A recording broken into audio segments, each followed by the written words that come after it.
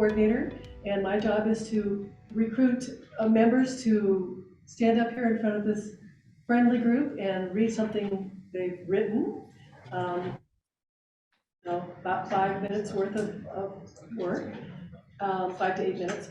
And so if you see my name, Mary Krakow, I'm probably, recruiting. So read your emails. Okay. Tonight's featured reader is Catherine Melsinski. She is a fiction writer from Chester, Connecticut, currently living in Bend. She is an adjunct instructor of writing and literature at Oregon State University Cascades, and is also a senior content strategist at a PR firm based out of New York City. She will present an excerpt from her current project, a linked collection of short stories based in Wellfleet, Massachusetts, a Cape Cod town that is both dependent on and crippled by summer tourism. Her work explores environmental trauma, small town American folklore, definitions of home, and hauntings of all kinds. Please welcome Catherine Melsinski. It's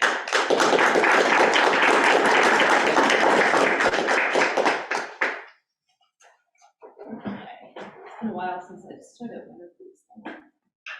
You're doing great. It's like riding So far, a bike. so good. All right, so I'm going to read the shortest story in the collection I'm currently working on, and it's called The Last Time I Saw My Mother's Breasts. They were floating in black water. She'd wanted to see them buoyant in the moonlight one last time. I was 17 that August, and she was 53. The air was warm and the water was cool, and the lake was like a pocket of sky we could jump into. My mother believed God had poured out all those stars just for us, and I lit her. The bravest thing about me then was the calluses on my heels. A few months earlier, when we were sitting crisscross on the pink and white comforter we'd taken from my old twin bed, she told me how she felt like a tree with heart rot. The cancer clung to her like a fungus, and all she could do was try to stay rooted. We'd been watching the sunset over the bluff. In the last embers of daylight, her face was bathed in a clementine sadness. She had a way of starting difficult conversations with outlandish yet accurate metaphors, and had gotten more refined with the medical marijuana. Post-diagnosis, her highs were a prescribed corrective calm. Sometimes I could see around her musings, and sometimes I couldn't, but I haven't looked at a tree the same way since. She'd never been into drugs before, said it was a controlled thing. But later, under her IV drip, she'd tell me about the first time she tried weed. Her freshman year roommate gave her a pot brownie before she left for Thanksgiving break, and she'd spent the entire flight to Boston in a cold sweat. Twice she shook awake the old man sitting next to her, just to be sure he hadn't died there. During her second chemo treatment, I would try to imagine the woman I never knew, young with chocolate crumbs still around her lips, existentially stoned over middle America. It hurt both of us to laugh, but for different reasons. Before the cancer, I thought love only had soft edges. Now I know it can also grow like an urchin inside of you, and if you look closely enough, you can see the pinholes in other people. After the biopsy, my brother finally picked up the acoustic guitar my mother bought him several birthdays before. I could hear him strumming at all hours through the walls, saw his fingertips bleeding at breakfast. In stage 3, my mother renewed her winsome interest in all things outside herself, and Google became my father's love language. She'd ponder from the passenger seat like a toddler would from the back. Do beavers like the taste of wood, or do they just need the lumber? Who decided thoughts were only worth a penny? Is there a color the sky isn't capable of turning? And my father would unearth the answer from the internet, playing God in the one way he could. The night before her double mastectomy, we went skinny dipping. She invited 5 women over the phone. My aunts, my cousin, her best friend, her mother. One last breaststroke, she joked. No boys allowed. It was August, and we were staying in our cottage on the edge of Cape Cod Bay. Back on the mainland, they'd said the cancer had not yet spread, and in clinical terms, it hadn't. It was confined to her breasts, but also in the notes of my mother's ambient laughter when it trailed off, and in the coffee grounds piled like black sand castles in our kitchen trash. Then suddenly it was everywhere, from the way my mother cried when the grocery store was out of gherkins, to the tissue paper tone with which I addressed the world. The only other car parked by the pond was rocking gently with the windows fogged. My mother snickered when we ran past, heading for the staircase carved into the hillside. On the way down, she tugged a pine branch and handed me a bouquet of needles. I held them close to my nose while she asked about my class schedule and college applications and other aspects of my future I didn't have room to care about. As toddlers in floaties and bare feet, my brother and I had tumbled down those same stairs, the land of bullfrogs and bubbles, leaving our parents in the dust. Now I descended each step slowly, already dreading the uphill climb. On the shore, we shed our cover-ups and draped our towels over the old wood fence. Cool air caved in where fabric fell away. Mosquitoes took aim at our goosebumps, relishing in the pink of my cheeks. When we stepped into the water, the constellation shivered too. Crickets jeered, bullfrogs guffawed.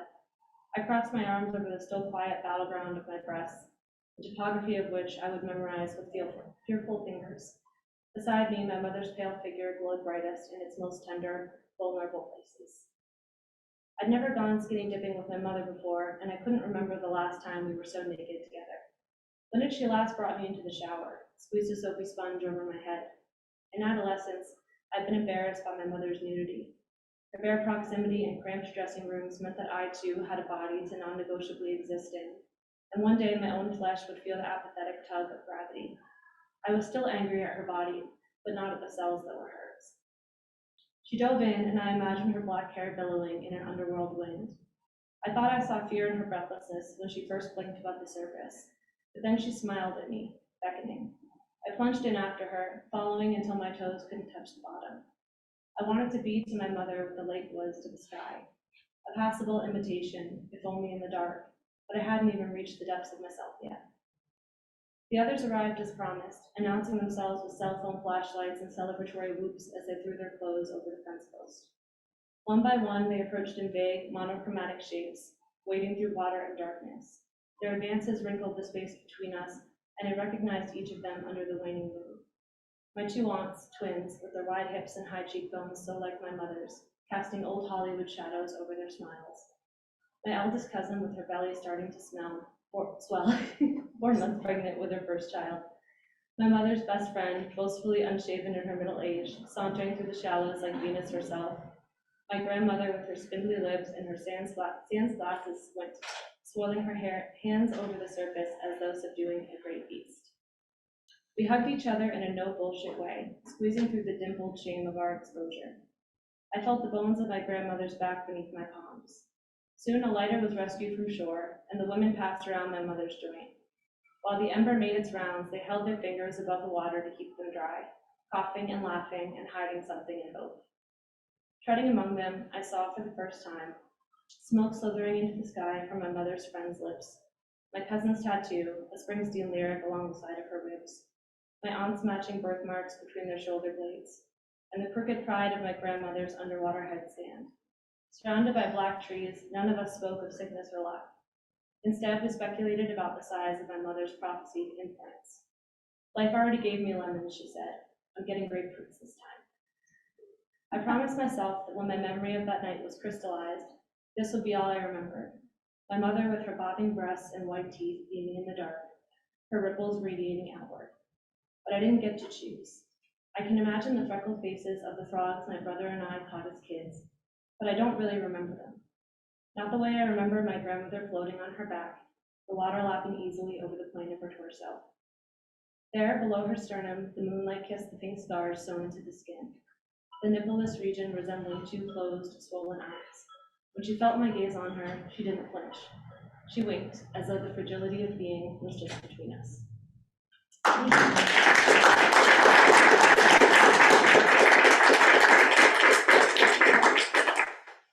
That was lovely. Thank you, Catherine. See what I mean about emotion in writing?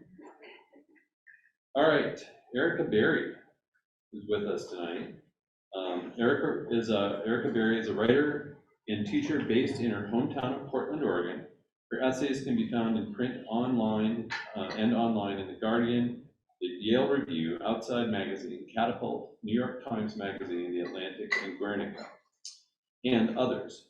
Her work has been supported by the Minnesota State Arts Board, Red Loaf Writers Conference, Tin House, the UCross Foundation, Institute of Journalism and Natural Resources, among others. Her debut nonfiction book, Wolfish, is forthcoming from Flatiron Macmillan in the US and Canongate in the UK in early 2023. You just got back from teaching in I did. Yeah. Yeah, it's with teenagers in Oxford. That's It's a pleasure fun. to be back. All right. So I am super excited to see what Erica's gonna bring us tonight, so.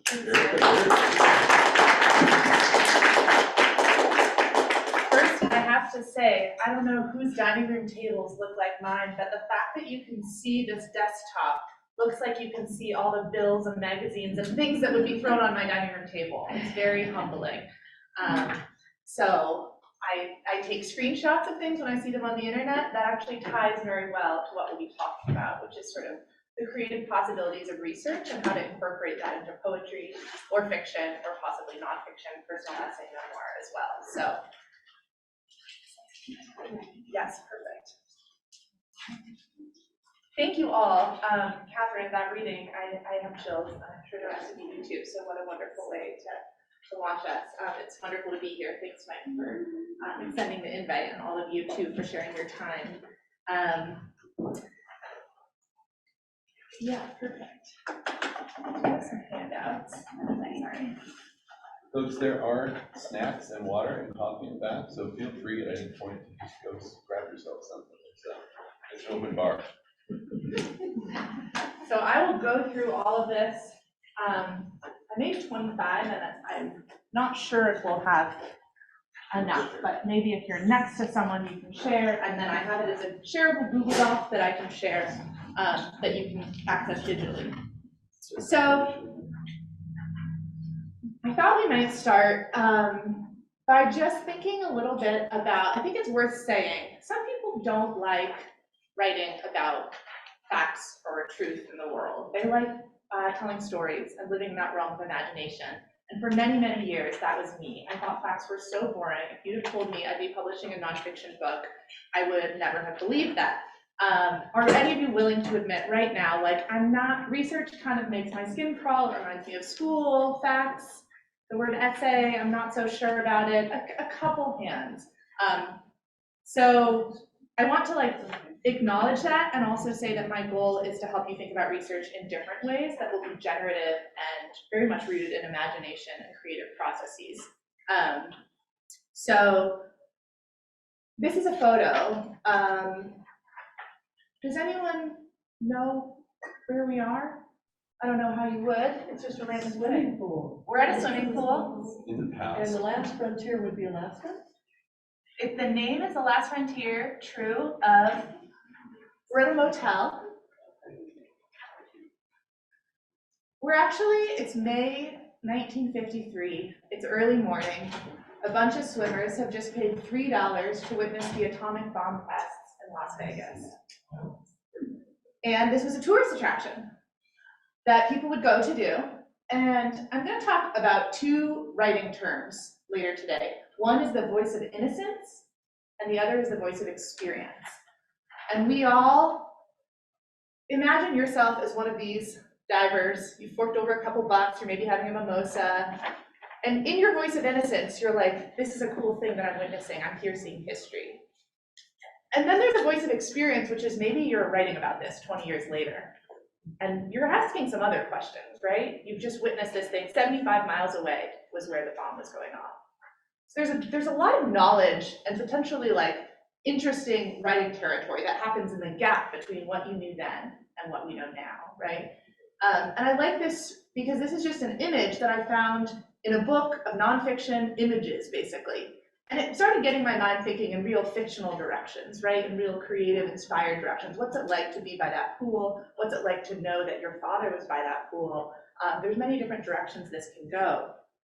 So in the handout, you'll see a sort of fake multiple choice question. Maybe my brain is still with teenagers that I'm thinking in multiple choice questions, but facts are 1, good for making arguments and teaching. 2, imagination caffeine. 3, I'm just remembering this is supposed to be up here so I can click. 3, metaphor machines. 4, the thread of richly textured character setting plot. And all of the above is the answer. That's what I'm trying to posit today. That's what I'm going to try to convince you of. Let's just, well, I'm just seeing if, will this rest up here? Is there any blocks? I think if you, I feel like we were a minute ago. you can just put the box there every minute. I think it's moved. Okay, excellent. Perfect.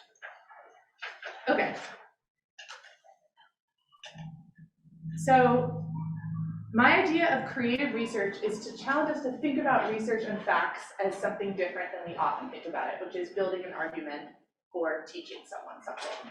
So I want to start with a few examples. The plan for today is I'll share some examples of creative research, share some resources with you, and we'll do some writing, right? I want to get you all writing. This is a poem, The Two-Headed Calf by Laura Gilpin.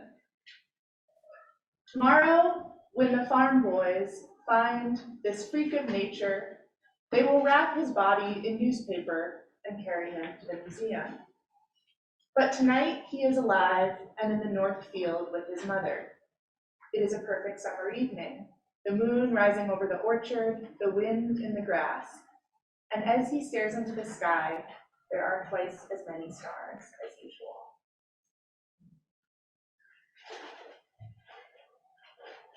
I love this poem because I don't know what Laura Gilpin's starting point was, but I can picture the sort of online articles where you see like, we've just found this calf wrapped in paper and it's sort of tabloidy and tragic. And what Laura does is do something totally different. It starts with a scene maybe that I almost imagine as a headline. There's freak of nature found in the museum, right, or brought to the museum, and she goes back. There's this real beautiful like restoration of dignity, and it's imagining suddenly what it's like both to be the mother, but also to be the cow looking up at the stars. And really beautiful about the way that she zooms into a different perspective here, that it's very affecting to me. And again, do I know where the seed of research was here? No, but I think there's a challenge, I think, for all of us as a writer to think about, can we circle our subject from a different way? Can we occupy the story in a way that maybe hasn't been told before? We've heard about the farm boys finding a calf, or maybe somebody, we don't quite know what happens to the calf, right? It's a summer evening and then they find his body. What's happened in that gap between those two things? But to choose to live in that sort of beautiful present with just an interesting technique, just to get us simmering. I always like to start with a little, actually, coffee and poetry, and we actually have both in this room, so this is perfect. Okay, so I used to live in Minneapolis. Has anyone been there? There's a lot of lakes, right? Lakes come with beaches, and I would go sit on the beach with a book and try to read, and usually just end up staring at the water, as sometimes happens. And there would be a woman who would have her metal detector. She'd walk up and down the beach. And at first I was like, oh my gosh, she must be looking for like a lost wedding ring. I was projecting my own anxieties on her. What would I be doing if I lost something on the beach? But I'd seen her multiple times, and she had these pants with all these pockets and vests with pockets. And it was like, I don't think she's just looking for one thing. She's looking for anything that will make her metal detector sing. And I think now about research in this way, because I used to think of research was, I'm trying to figure out the year that this happened. I'm trying to figure out who won the Super Bowl in this year, or whatever. And so you're looking for one fact. That's the equivalent of like, you've got your metal detector, you're looking for that one thing. But what if you're just out there looking for anything beautiful, anything that sparks a little something? The picture of the cat, the fact that suddenly becomes a metaphor. So I want to this image of the beachcomber, and maybe we can all think about ourselves as beachcombers in this way. I also want to think about the idea of research as being omnivorous. I love food. Imagine that like being in a library right now is like being in a buffet, but not only, when I talk about research, I don't just mean history books or guidebooks or dictionaries. I also mean like Reddit posts, TikToks, Reddit, any of the other, a magazine that you find on the ground. Eavesdropping could be research, right? So expand your territory of what research is. I once wrote a piece from the perspective of a 14-year-old girl, and to figure out how she talked, I spent a lot of time on forums, and it was fascinating, right? This is a whole world that I wouldn't have necessarily thought, oh, I'm doing research by going down this rabbit hole of the internet, right? So all of you have your own knowledge lens that you're bringing through the world. And I think, does anyone have a job where you work outside, or you've had a job where you're like immersed in being outdoors in a certain way? Some of you, yeah. So you know names of trees maybe. A friend who's an architect, he's noticing roofs, buildings, what's gonna fall in a landslide. I'm not even aware of that, right? And there's a German word, Umwelt, which Ed Yong talks about in a great book about how animals heal the world. And it's this German word which basically refers to like every animal lives in their own world, right? Like a certain animal is going to see ultraviolet light, a certain one is gonna like feel the vibrations. We're all responding in our own world. And I actually think that's true for all of us too. Like all of us are in here, we're all seeing the same room, all of you would describe this room differently. And part of that is because of this lens of experience that you're bringing. So I want you to start thinking about, like, there's research that you've been doing all of your lives without even knowing it was research because you go to church every week. And so you're bringing in a knowledge, say, of that to your everyday life in a way that somebody who's going and taking meditative walks with their CCAP on their phone, which I now love, it tells you the name of every plant, right? That's a different sort of research.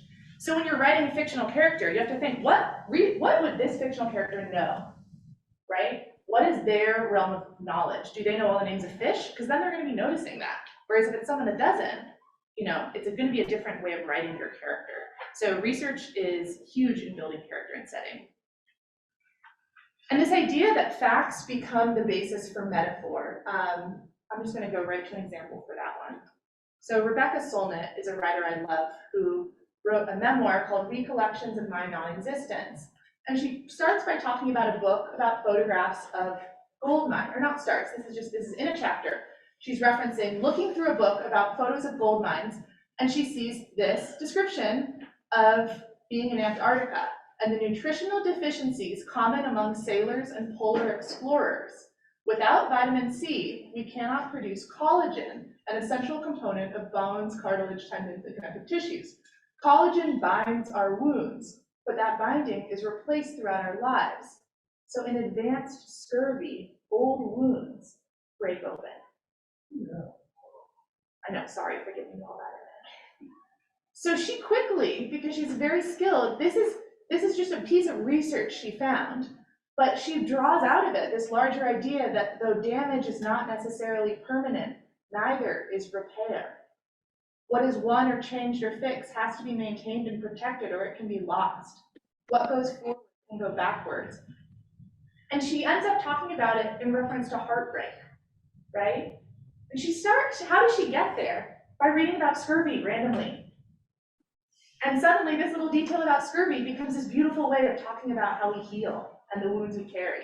And this to me is an example of like, you just go, if we all went out in the library and picked up a book and opened it to a page, I bet there would be a fact that would somehow, it's gonna spark different things, right? And let your brain spin off in that direction. She does so beautifully.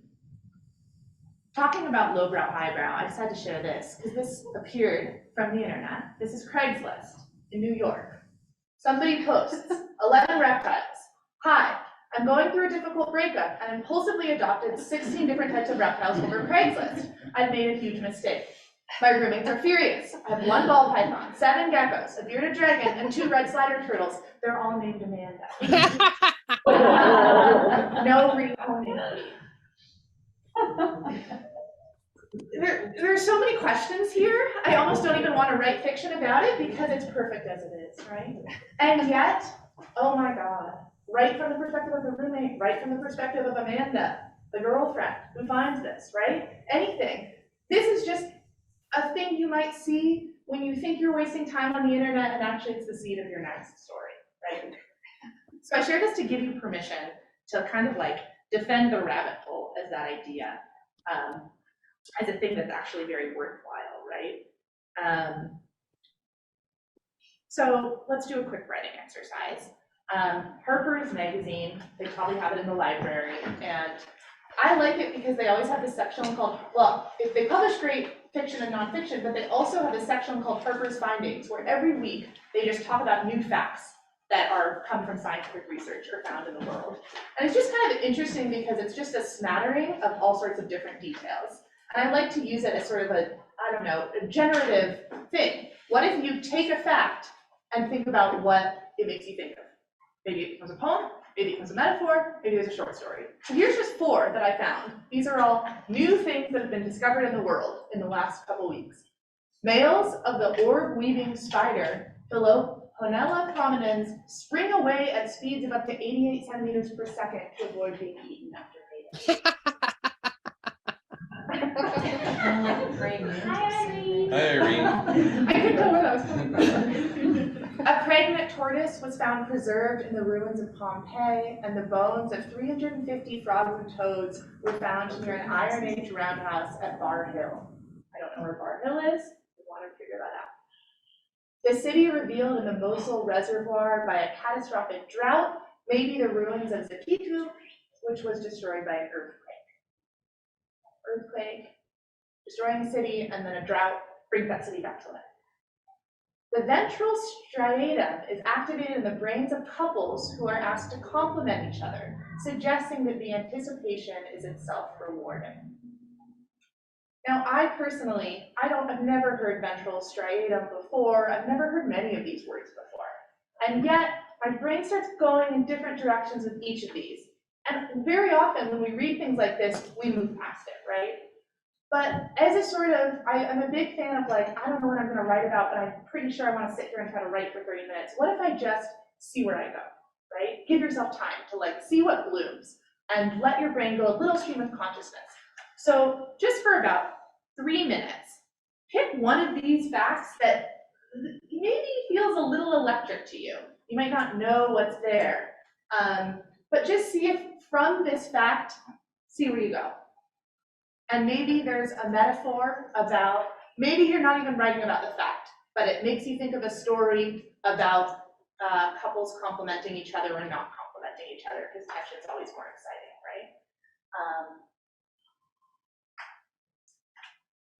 I know it's a weird starting place, but just to get your brain thinking sort of associatively with research. So we'll just do 3 minutes. Maybe you're just jotting down things. If you had to write a novel with one of these pieces, you can imagine. Okay, why don't you turn to someone next to you and just sort of say where your brain went. Maybe it just sputtered and you were like, why are we have to think about pregnant tortoises being in ashes? I hate this. But maybe you got somewhere exciting. So just for a minute or so, talk about, share where you're ping-ponging brain.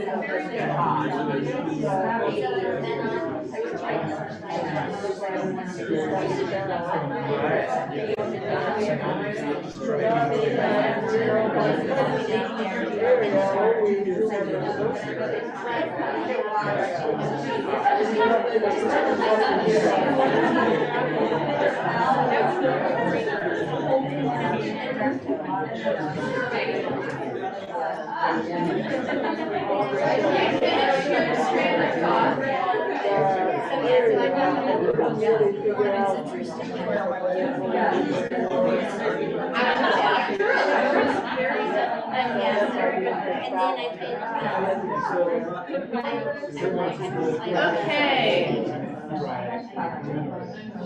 The levels of excitement about jumping spiders and I've heard medieval roundhouses, medieval roundhouse? No.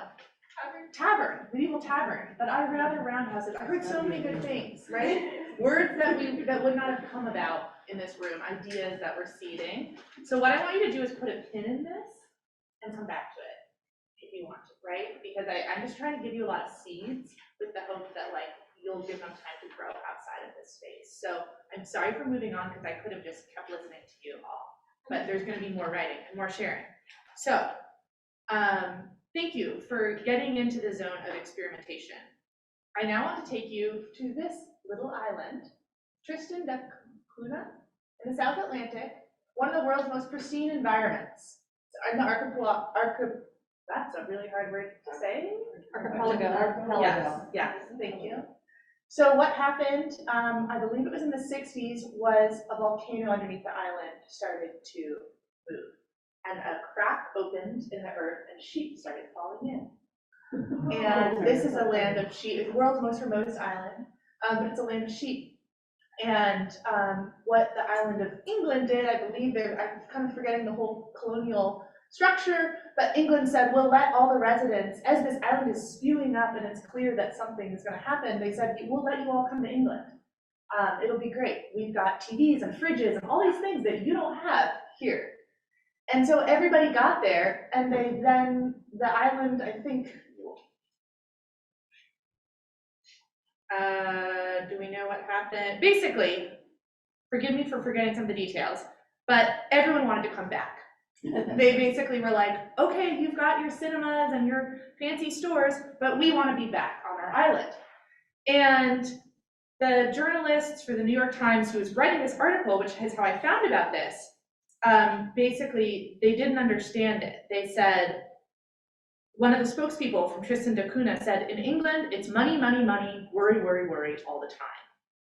And the journalist said, in their ignorance, they think they're happy on this island, but how can they succeed in happiness without trying? They'll never move upward and forward. And basically, the locals said, people could not come to grips with having to lock their doors 24 hours a day, with living with fear. Everyone wanted to come back to this island with its craters, with its swallowing sheep in the middle of the ocean. How did I find about Tristan da Cunha, which is now, I think, this place that like occupies a large part of my psychic space? Because I was writing an essay about worrying. And I did a research technique that I'm sharing with you all. Eula Biss, the essayist, Eulabiss, was the first one who turned me on to this idea. I just searched the word worry in a newspaper archive. Because I was trying to think about this emotion that I knew intimately well and sort of circle it from different angles. And I found that line, money, money, money, worry, worry, worry, all the time. And I clicked on it, and I found suddenly what emerges is this whole island and the sheep swallowing, and then it's this whole thing. And I share this because that's an example of research taking you somewhere that you don't know, right? And so searching for how people have written about something throughout time and space is really an interesting technique for any subject. Another thing I found in looking up my word worry, this was from an essay that I published about it, but the word root worry in the dictionary, I thought, okay, let's do some research into what does worry mean. Okay, it comes from the Old English to kill, and the first definition is to seize by the throat with the teeth and tear or lacerate. So said, for example, of dogs or wolves attacking sheep. So it made me think about how worrying was not just an act of cowardice, but an act of aggression. Somebody could be hurt from your worrying. Now, I'm writing a book about wolves, thinking about wolves in very kaleidoscopic ways, and this was one of those examples where I thought I would have never associated the word worry with a sheep being attacked. My grandpa has a sheep farm, think about that a lot, wouldn't have known. So again, I did not know. I go in just to look up the dictionary definition of a word, and what I come out is thinking about all these different elements of the word worry, which was really beautiful and inspiring to me in different ways. So some of you might know the writer Ben Percy. I think he has a Bend connection. He might have grown up here. Yeah, it's Tomorrow. okay, Tomolo. Yeah, I came across him in Minneapolis. And I like this excerpt about place, which again, thinking about research as a sort of was talking about it as a form of inspiring and getting your brain to associate in different connections, but also to think about like populating your stories, whether that's an essay or a poem or a piece of writing. This is on your handout as well. But he basically is talking about setting and activating it. Place matters. We seem to have forgotten it. We live in these cities with the same neon and concrete gauntlet of Targets, Little Caesars, Subways, Great Clips. Every place in America he's talking about looks like every place else. Someone once told me, I want my work to feel like it could happen anywhere. To which I responded, huh. That's like saying you want your character to seem like she could be anyone. Margaret Thatcher or Pippi Longstocking. Or you want your story to seem like it could happen anytime, 1,000 years ago or 1,000 years in the future. Abstraction sucks. This is his words, not mine. I think there's a time and place for everything. However, I'm interested in this idea, right? So Percy's saying, think about history and culture and politics and myths. Does Bigfoot or the Hodag lurk in the woods? Is Elvis Presley or Paul Bunyan its most famous citizen? Can you see the northern lights coloring the horizon? Did the river, once so full of chemical runoff, catch fire and burn for 3 days? Is there a hot air balloon festival every August? How do they pronounce the word roof or bagel? When I ask people to tell me something interesting about where they live, they often tell me nothing, but he says, look closer, start listing off curiosities. Let's say you're in a small town in Iowa. How about when the wind shifts, the air smells like the slaughterhouse, the murder-suicide 5 years ago in the house from the high school, the radioactive waste beneath the soccer fields, the tornadoes, the flood, right? The fertilizer runoff, the bluegrass band that makes it big and tours internationally but lives on a hobby farm. He just keeps going on and on about all these things that are interesting in ways that we don't think they are. And then he gives a metaphor that I love for writing. When a reader first picks up a story, they are like a coma patient, fluttering open their eyes in an unfamiliar world, wondering, where am I, when am I, who am I? The writer has an obligation to quickly and efficiently place the reader in the story. So all of you, we talk about like bedside manner. You as a writer, you're thinking about how you're treating your patient, who's your reader, who doesn't know anything, and you're bringing them into a world. And often these details, I mean, I bet we all have an image just from that little bit that's in purple up there, right? We're picturing the sort of characters who would be there, the sort of dramas, the sort of family dinners that might happen in a place like that, as opposed to a place like Queens, New York, right? So with the person next to you, brainstorm some things. He refers to them as curiosities, but as we see, these are sort of elements of, what does he say on the page previous? History, culture, politics, myths. What are the stories, the sort of legends, but also the scientific, the ecological truths, how do people pronounce, how do people talk, how do they drive? Start thinking about Bend, right? Or maybe you think about your hometown or Central Oregon more broadly, you can sort of pick the container. But think about that idea of what details make this place unique.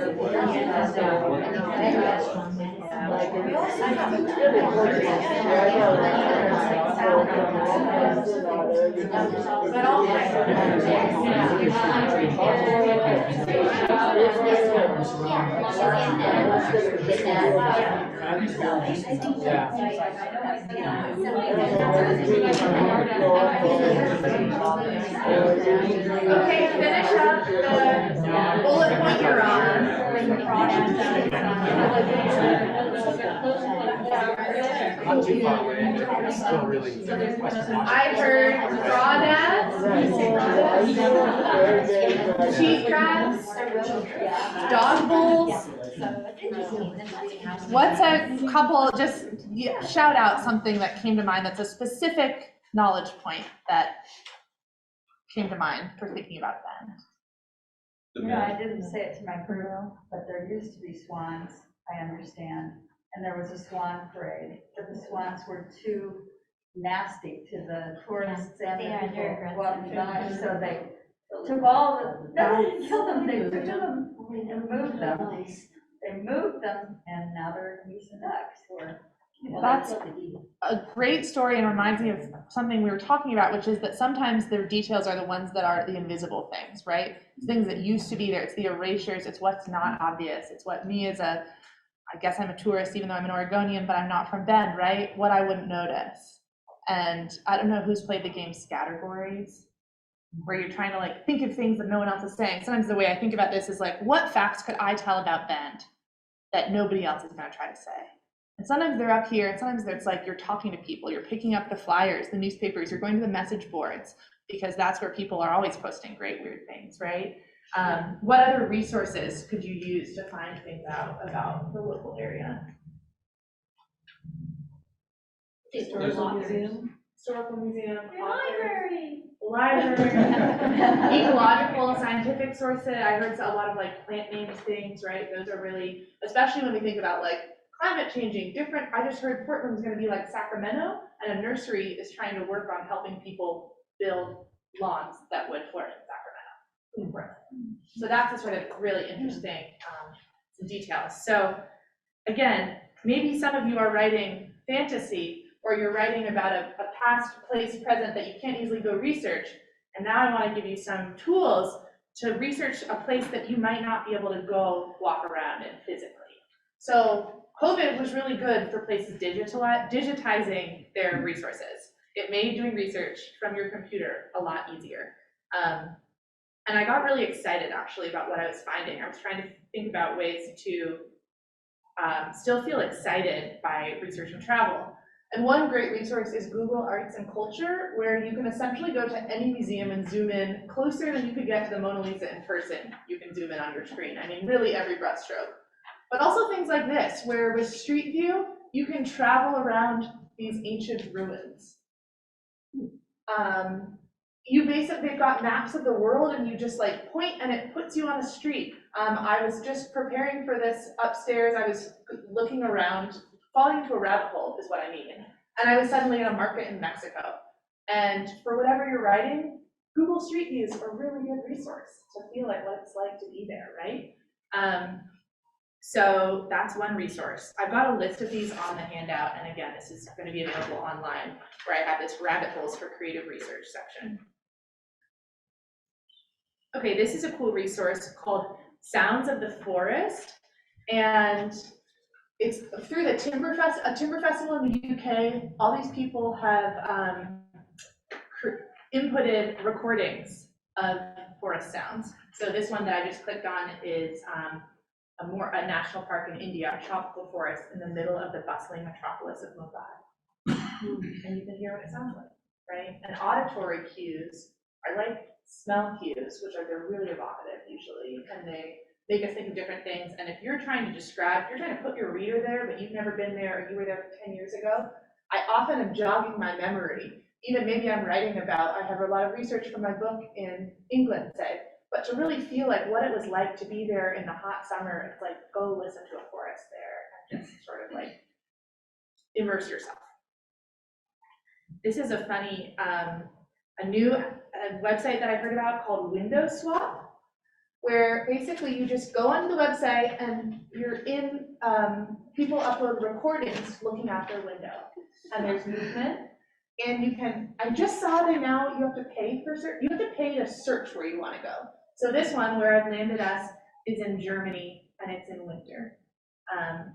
And Senftenberg, and from someone named Doro. But you're just there, and it's quiet, and the snow's falling. And again, maybe you're searching for, there's some amazing like apartment complexes in Moscow. I guarantee, like if you sit in front of that window for a bit, a character is gonna start coming off the page. Or you're gonna be able to go somewhere where you're researching. And this is not a research tool that I would have thought about. So Erica, is that a still photo? This is a still, yeah, Okay. just for the ease of the PowerPoint, I have stills. But as a website, you hear the sirens, you hear the, yeah. And it's not endless, so they're all, no one's head is gonna pop out and surprise you, it's, they're not live streams, they're just a recording. There's some relief in that, right? If you swap it, you have to like record your own? No, great question. It's not taking your window, but you could upload it. I was gonna look if there was some in bed, but I got too distracted and here I am in Germany, so, yeah. You could be the first window swapper in bed. Okay. Another kind of Google-related thing, you can search through Life magazine archives by there's a link that I've given on the handout, but also if you source :life, which you see up there, it just is automatically the Life archives, Life magazine, photo archives, which is a search hack that I would have never known. So I just searched for Oregon in the Life photo archives and got totally sucked into these photos of this flood. There's photos of old timber stuff, a lot of political photos, and they have other magazines as well. Smithsonian, you can really get into many, and libraries, of course, are phenomenal for this too. In fact, I was going to use this library, I realized I didn't have a library card, but explore that research page on your library because you can get into all these archives as well. Okay, and I said sound is really inspiring for me. When I hear music and I close my eyes, it's like a whole thing is populated. This is a website I recently heard about called Radio, where you pick a country and you pick slow, fast, or weird, and you pick a decade, and it gives you music. It creates a playlist. So again, this is both, I really like it for studying, but also for trying to maybe write a character or describe a scene or create a mood. It's just a way to get different juices flowing.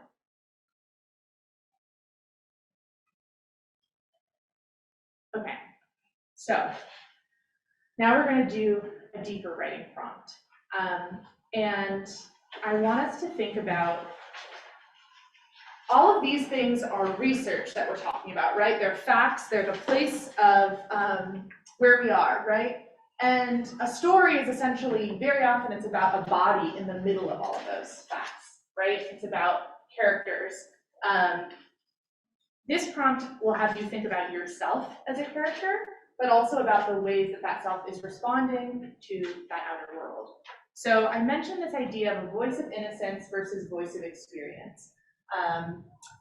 Many of your childhood, there's probably a moment in your childhood that you look back now and you realize, I did not know at the time what was going on. You don't think of something like that. Maybe there's something, oh, that was my aunt and uncle were getting divorced and I didn't know it at the time, but I walked in on this fight when I was a child. We remember things like that. And through one experience is writing about it from the moment, from that sort of child view, and then the larger context. So I want you to start, and we'll do this for about 6 minutes maybe. Think of a photo from your childhood or adolescence. I realize you don't have one in front of you, but there's probably a quintessential photo that can come to mind, or an image. If it's not an actual photo, it could just be like an image. What memory comes to mind? And write about it using I, and think about it in that voice of innocence. What was going on at the time? Who was there? How did you feel about it? Just describing it. Very simply, start with just, I'm standing next to my mom and dad, I'm in a new dress, this is what's about to happen. Doesn't need to be a profound moment, just photograph that you picture.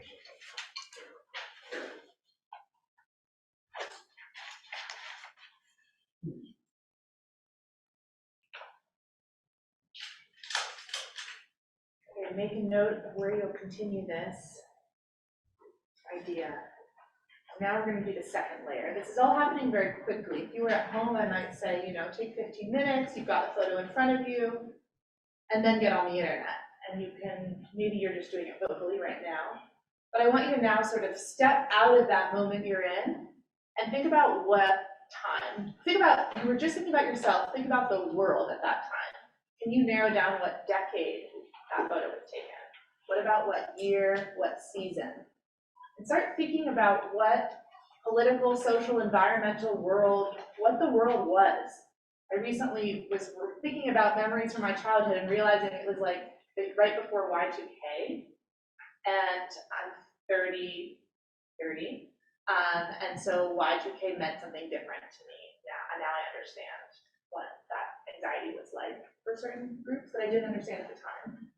What were people wearing at that time? What was on the TV or radio? I like to use Wikipedia not as the final source of research, but as a like catch-all initial rabbit hole, right? Because it has got all these sections.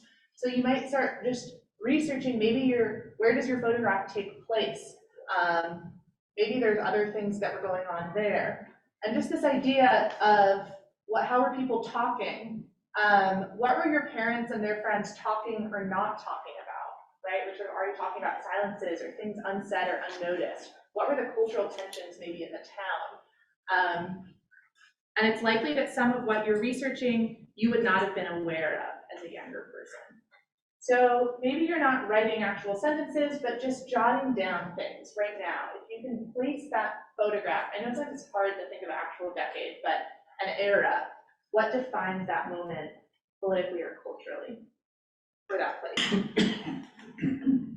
So I want you to think about this sort of research like you're looking down this dark hall and there's all these doors, and maybe one door is like what's on the radio, what's on the TV, what are your parents talking about, what's going on outside. And you don't know what opening those doors is going to do to your story, but something interesting might come out of that, right? I had a student was writing about the materials that the clothes were made out of, and ended up that became a way to talk about the tension between being from Mexico and being from America, and the ways that like there are clothes having plastic in them. Anyway, it took her down this rabbit hole, researching clothing fabric to talk about immigration. So that's the sort of thing where you start researching this idea, you don't exactly know how the seeds of that research will populate and grow this memory that you're writing about, but you're shining your flashlight around and it might illuminate social things, different kinds of family tensions, things that you wouldn't have gotten to.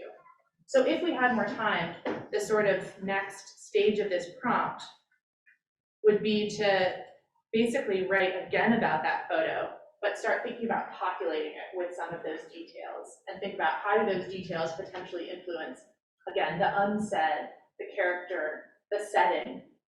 Is that the summer you now realize in retrospect where it never rained and it was really dry? Maybe that creates a sort of mood, right? An emotional mood that you can leverage that you wouldn't have gotten without.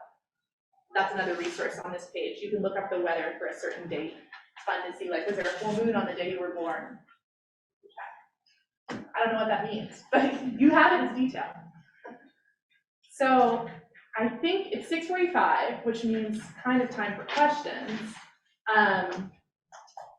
Does anyone feel like reading a few sentences very quickly from what you just did? Yes, we've got a hand. Okay, well, I just jotting down. My sister and I are dressed in costumes. In the photo, it's clear that she was a tiger and I was a lion. I remember fighting over who would be a lion because in my mind, lions would eat tigers in a fight every time. My mother created and sewed our costumes with her own hands. In my life, I never created anything for my children, at least never out of my own creativity. My sister's face is shrunken and sullen while mine beams into the camera. It's clear who won this fight, but I think my sister was always giving me what I wanted all along. Being only a year apart was a blessing and a curse. We fought over resources, the love of our parents, the use of the bathroom mirror, and sometimes boys. But always I got what I wanted. I thought in my child mind, my sister was weak. She was always giving in, letting me have my way. But when I look back in the moments of my life, I wonder if she wasn't the weak one. Maybe she was the one who learned about sacrifice early and loving without condition. Because I think I never learned those things, not like my sister did. For you, they're a bit beaten up from my bag, but some nerds, because facts are the meat of nerds, and so thank you. So if we don't have questions, we can just talk about what you all did, but I'm happy to answer questions if you have, questions about how to apply or think about research across different kinds of genre. Yes? So do you keep a journal of your research or your websites that you visit? Because Great when I question. go down rabbit holes, I can never find my way back. This is a quintessential question, yeah. There's a great, I don't know if I'd call it a website or an app, it's called Pocket. And you can basically pin things for reading later, and then you can highlight on there, and it saves the highlights. So I have now an app like on my iPad, which I do a lot of reading on, where if I find an interesting article or academic article, and I just save it to Pocket, and then I can go back to it and highlight it, and they're all there, and you can actually put them in files. So I could do like bench-specific, 1970s, research-specific. I also, as showed, I do a lot of screenshots, and that's the sort of, I don't know if you heard of that on your computers? I forget what buttons you press, it's so second nature now, but I screenshot, and then what I'm actually gonna be on a plane tomorrow, and I was thinking, I'll organize my desktop and I'll label what the screenshots are, so that's the next thing I do. Like if I'm in a hurry, I just take a screenshot and then later would write like, this is a picture of, for my wolf book, the Oregon Historical Society had the first photo of a wolf in Oregon was a wolf caught in a trap, but it doesn't look dead in the photo. It looks sort of beautiful and glowing because of the way the photograph on the plate photography. Somebody knows more about photography than I do, but it's this kind of glowy, luminescent wolf and super haunting photo. But I was in a hurry, I just took a screenshot of it, Oregon Historical Society wolf, and then I like go back and find that later. So I do that, have folders on my desktop that's like random wolf images, random wolf research, and they're just, so yes, lots of folders. And I think you could do this on a hard copy. I will say that like naming things makes it easy to search for. I'm pretty bad at finding things in my notebook. Thank you. Yeah. Yeah. So what's the line between research and plagiarism? That's a great question. Citing sources, if you're quoting, would be the number one thing to do. And also, even if you're taking any language that appears somewhere else, even if you're not quoting it, right? You should not do that. You should change the words, right? So, I heard recently you can't copyright a fact. So yeah, if that's a something's bit, true, right. You can use it without. I couldn't start, if I wanted to write a story beginning with males of the orb weaving spider, Philponella prominence, blah, blah, blah. This is this one about the jumping mating spiders. I could do that, but I would footnote it or put it in quotes if I was going to use it verbatim. But if I was going to put it in my own words, I could do that and I wouldn't have to say that I read it in Harper's, basically. I've just gone through the process of fact checking my book and doing endnotes, and I will say that if you think you ever might do something like that, where your book, I've been writing this book for 10 years, and when I started, I just thought it was going to go nowhere, and so I didn't really map my research, and that's made my job a lot harder now. So doing things like putting in footnotes or keeping notes, as you say, of the rabbit holes, tracking that journey, even just a Word document where I'm putting in links of websites that I'm visiting while researching Bend history, that does help, both for maybe your editor says, I think this is plagiarism, and you can say no, because you can follow it and prove that. So showing your work. It's also helpful to not have to go look for that one website that had that one thing on it that you saw 2 weeks ago and you can't find it again. Yeah. Well, and I also think, I'm just seeing in the quote, or in the chat, sorry, where someone said the ethics of cherry picking from the internet without attribution. I will say that I've heard, I'm not on TikTok, but I've heard that this is a lot of what's happening on TikTok, where people are, say, taking facts from like an academic article or journalist's investigation and sort of saying, hey, I learned this cool thing about trees and shade and heat, and just saying it. And that's technically okay to do. I can stand up here and tell you a cool fact I heard and not have to cite it. But what's respectful to the journalist who's done that work of that investigation, for example, would be to mention that. So in my article about Tristan da Cunha, I quote the newspaper and the writer, but there's no clear rules, I don't think, for that. Anything else about, It also, though, if you cite things, right, it also gives the writer more credibility. it totally does. So even if, you know, you don't have to quote everything, the page, this, and that, you know, I mean, it doesn't have to be really intricate or whatever, you know, you don't have to get really detailed, your endnotes can be simple, Yes. but it gives the writer credibility when you cite things. And that makes me think for fiction too, more often than not, I get really nosy. Whenever I pick up a new book, I pretty much go straight to the back right away. And that's because I'm curious.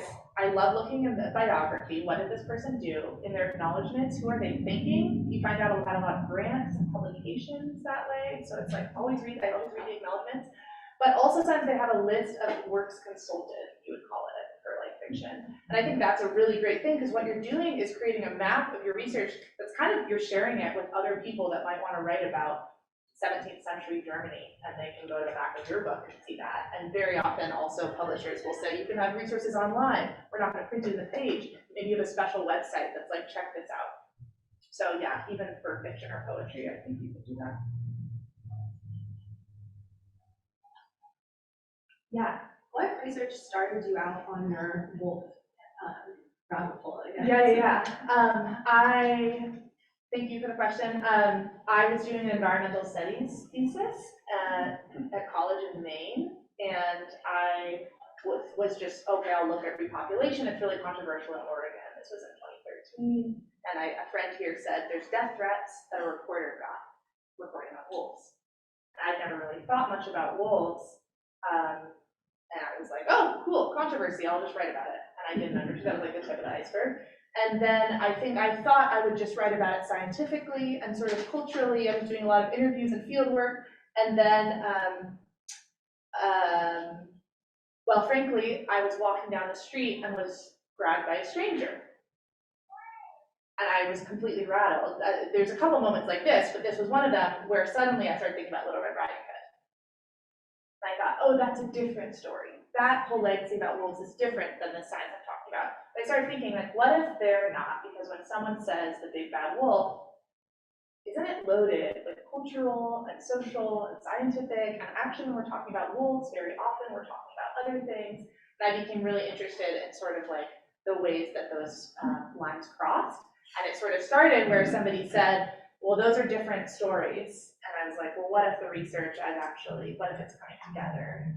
So my book is telling the story of the famous Oregon wolf, OR7, but also thinking about wolves in sort of metaphor and story, and like the stories that we've told about them and what those stakes are.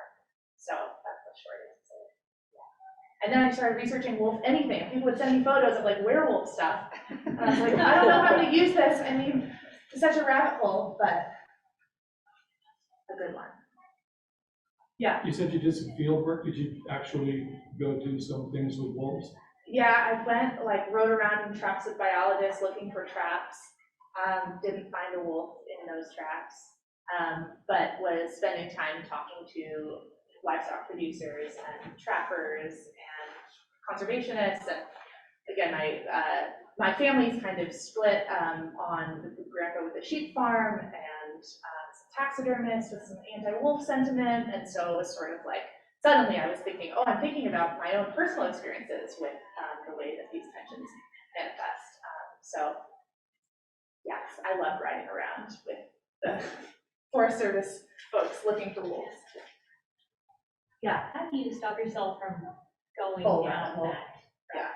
A deadline usually. Somebody else is like, or a page limit. But I do think if you, I don't know, someone was just talking to me about this idea of intuitive eating, like you eat when you're hungry. I'm like, what's intuitive research? Which I think is trusting when you feel something kind of electric or exciting, and you're just like, maybe I stay here and don't just keep going. I think it's very easy. I do this when I'm trying to find a place to eat. I'm like, well, let's just keep checking out a couple different places. Sometimes it's like, just sit with where you're at. So you can set a timer. I do the Pomodoro technique a lot. I don't know if folks have heard of it, but it's like 25 minutes. There's sort of timers that you can find online. People buy timers sometimes. Oh, I know a lot of writers with like hourglasses, and they use like get a beautiful one for your desk. But that idea of like constraining yourself. So I'm going to research for 20 minutes, and then I'm just going to see what happens. I just use the timer on my phone. Yep. I mean, I love the idea of using the old fashioned, flip it over. I know, I keep some feeling like, oh, well, I'd be sand. better if it's. The thing is that I need the sound to let me know, because if there's something silent that's done, I'm in the rabbit hole and I'm not coming out to it, and then I realize, oh shoot, I have an online appointment. Well, and if your phone is a distraction, set your oven timer, something like that. Is there a hand? Yeah. Yeah, just wondering, have you ever seen any unreliable resources? Yeah, this could really. Identifying. It's such a good point, and it came up with my fact checker, for example, in my book, where I was looking at a historical source that I thought was so good because it was talking about some early founding mythologies, shall we say, of the state. And it turned out it was not true, but it had been published in all these history books like it was true. And actually realizing that it wasn't true, at first I thought, oh shoot, it's ruined it. And I thought it's actually just as interesting to point out, I found this thing, this is not what happened, but this is how people talk about what happened. So when I'm on the internet and I find that people are talking about maybe a social event, they're sharing misinformation, sometimes that's actually research into the misinformation, right? You're not looking for facts then, but you're looking for how people are talking about it. In terms of like finding what sources are reliable, I do think I usually start on honestly like my library's research page, and they've got accesses to databases of scientific articles, and if you're on a peer-reviewed place, you're in good hands. If you're just searching on Google, it can be a bit dicier. It's a great question. Do you have a research folks here that help Paige? We call them librarians usually. Yeah. Yes. Research gurus? Yes. But can they help with online research and all that sort of stuff? Absolutely. You can book a librarian, and you can sign up on chooselibrary.org how to do that. You can ask any question whatsoever. You can also just walk up to the desk and say, hey, I have a question about what somebody on chat is saying. They're researching the 1918 Spanish flu. Amazing. So we can connect you with books and materials, or you can have a one-on-one with a real live librarian, and you can get your questions answered that way. Such a good resource. And I was my book sold during COVID, and so I was trying to figure out how to do all this online, but now it's like you just are bounds ahead when you can walk in and talk to someone. Before we end, I just wanted to share 2 quotes with you. David Quammen is a wonderful science writer, and he said, "The researching and writing of a piece is always an experience of discovery, challenging what you think you know and what you feel you believe. If it isn't, you're in a rut, working too formulaically on subjects that are too comfy and safe." So that idea of, we talk about the reader being a co-location, but sometimes you, the writer, you don't feel quite right in the head either. You're like, I don't know where I am. I don't know what I'm doing. I don't know why I'm researching this. But trusting, again, the intuitive research idea, right? Brenda Miller, who's a wonderful essayist, says, she thinks about writing as though I'm standing on a porch decades ago, the heavy lid in my hand, rummaging and rummaging in a box until some unexpected thing winks at me, tells me to pick it up and examine it for what story it can tell. Which is kind of goes full circle to the Beachcomber, which is like trusting. Again, I think it's interesting. I think tension, we all have like our own kind of museum exhibit in our brain of like what is interesting to us that we populate our brains with. So like I'm personally interested in tension, I'm interested in romantic comedies, I'm interested in wolves, and like I'm also interested in things that I've never heard about those things. So if you come across something and you think this isn't actually familiar at all, that's maybe a sign that there's something kind of good there. Maybe that's the winking at you, and then that tells you to stop researching. If you're looking into stuff about Central Oregon and you find some hidden part of history that you just feel like you haven't heard about, that's maybe there's some energy there. Thank you all so much for sharing. Please, drop me a line if you write something related to any of this and you want to share it. I'd love to read. Thanks, Mike. Yeah. That's great. Good. That's great. Thank you, Erica. Thank you all for coming. Thanks all of you at home for coming. Those of us who are still here at the library are going to hang out and party like maniacs. We have snacks and beverages and that sort of stuff. And we'll say goodnight to those of you at home. Reminder, there's this workshop this Saturday with Philip Kenny, Still Space. Should be really fun. I'm looking forward to it. Catherine, who our reader tonight, is going to be our speaker next month. And keep an eye out for the Central Oregon Writers Guild anthology, which will be coming out in the next month. month. Early November. Early November. Oh, Yeah. no. All right. Make great holiday gifts. Paige, you want to say anything? Thanks from Paige. Big thumbs up from Paige. All right. Yeah, thanks, Paige. Yeah.